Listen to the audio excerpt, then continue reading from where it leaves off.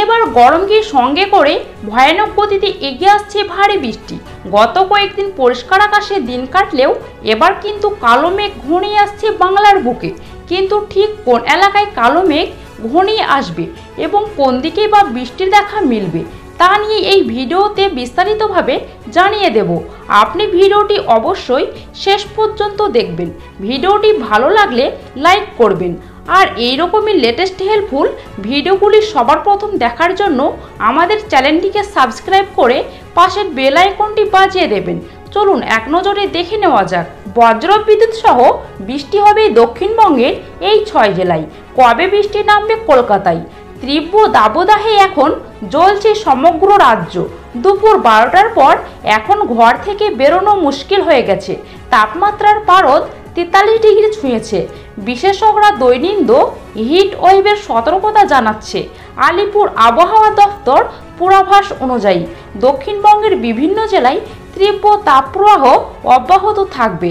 আগামী 2 মে পর্যন্ত পুরুলিয়া, বাঁকুড়া, পূর্ব বর্ধমান, পশ্চিম মেদিনীপুর, ঝাড়গ্রাম, পশ্চিম বর্ধমান, বীরভূম ও মুর্শিদাবাদ জেলায় তীব্র তাপপ্রবাহের সতর্কতা জারি করেছে। অন্যদিকে উত্তর ও দক্ষিণ 24 পরগনার কিছু অংশে চরম তাপপ্রবাহের সম্ভাবনা রয়েছে।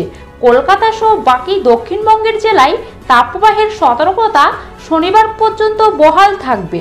বর্ধমান ও বীরভূমে দিনের বেলা তাপমাত্রা বৃদ্ধির পাশাপাশি রাতের তাপমাত্রাও বৃদ্ধি পাচ্ছে। দক্ষিণবঙ্গে তীব্র তাপপ্রবাহ বিরাজ করলেও উত্তরবঙ্গে বৃষ্টির কারণে আবহাওয়া কিছুটা স্বস্তি দেবে।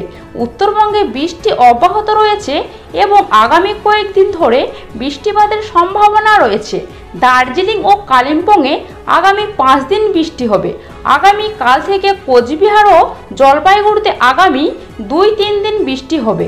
তবে কবে দক্ষিণবঙ্গে বৃষ্টি হবে? আবহাওয়া অফিস জানিয়েছে যে দক্ষিণবঙ্গের ক্ষেত্রে শনিবারের পর তাপমাত্রা কমতে পারে, কারণ এই সময় বৃষ্টির সম্ভাবনা রয়েছে।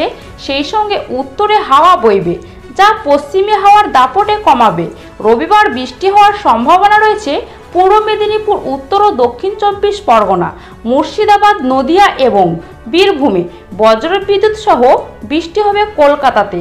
আগামী সোমবার ও মঙ্গলবার কলকাতায় বৃষ্টির পূর্বাভাস দিচ্ছে আলিপুর আবহাওয়া দফতর।